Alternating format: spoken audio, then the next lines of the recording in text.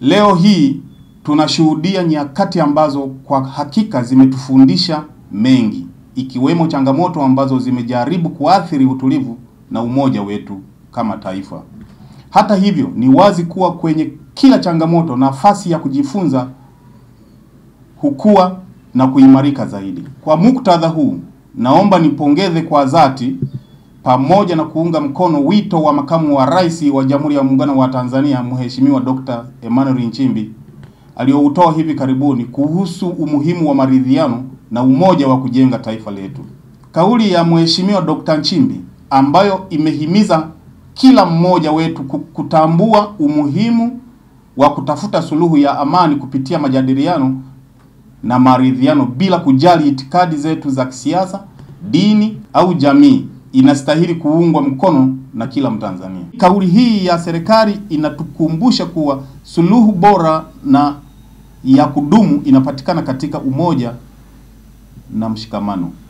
Katika kipindi cha mwishoni mwa mwezi Oktoba na mwanzoni mwa mwezi Novemba mwaka huu, wakati na baada ya uchaguzi mkuu, taifa letu lilikumbwa na maandamano ambayo yalipelekea taharuki na hofu katika baadhi ya maeneo nchini. Maandamano hayo, licha ya kuwa na madhumuni ya kudai haki na kuboresha hali ya maisha ya wananchi, yalileta athari kubwa za kijamii na kiuchumi, ikiwemo kusababisha wasiwasi mkubwa kuhusu usalama wa raia na mali zao. Lakini juhudi za pamoja za vyombo vya usalama, serikali na wananchi kwa ujumla, hali ya usalama imeweza kurejea katika hali ya utulivu na amani. Serikali yetu chini ya uongozi wa Rais Dr. Samia Suluhu Hassan imeonyesha uongozi wa dhati wa kurejesha hali ya usalama, ambapo hatua zilichukuliwa haraka za kuhakikisha kuwa haki za wananchi zinaheshimiwa na vile vile kuhakikisha kuwa hali ya usalama inarejea bila kusababisha madhara zaidi. Natoa pongezi kwa serikali kwa kuwa mstari wa mbele katika kuhakikisha kuwa nchi yetu inabaki salama licha ya changamoto zilizojitokeza. Kwa kuzingatia kauli ya Makamu wa Rais, ni dhahiri kuwa maridhiano ni nguzo muhimu katika mchakato wa amani na maendeleo.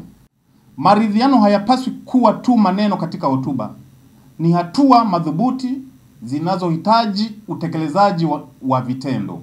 Tunapaswa kuendelea kuzungumza na kusikilizana kwa moyo wa umoja.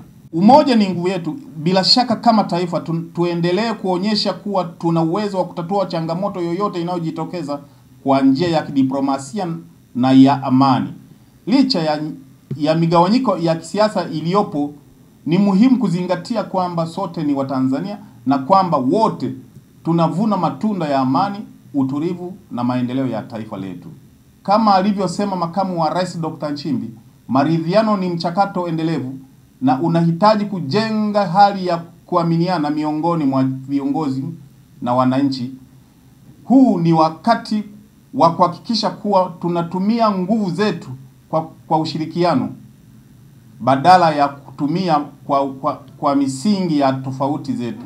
Tunapaswa kuonyesha mfano wa kuvumiliana na kuthamini utofauti wetu kwa lengo la kufikiri maendeleo ya kweli.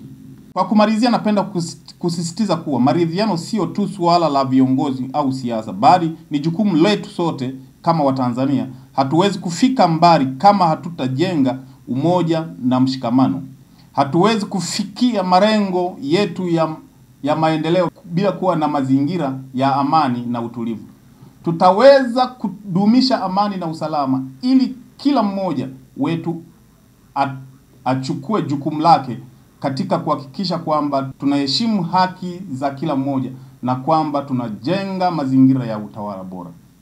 Amani, umoja na usalama ni misingi imara ya taifa letu. Tushirikiane kwa pamoja ili kufikia mustakabali bora na Tanzania yetu ya sasa na ya kesho.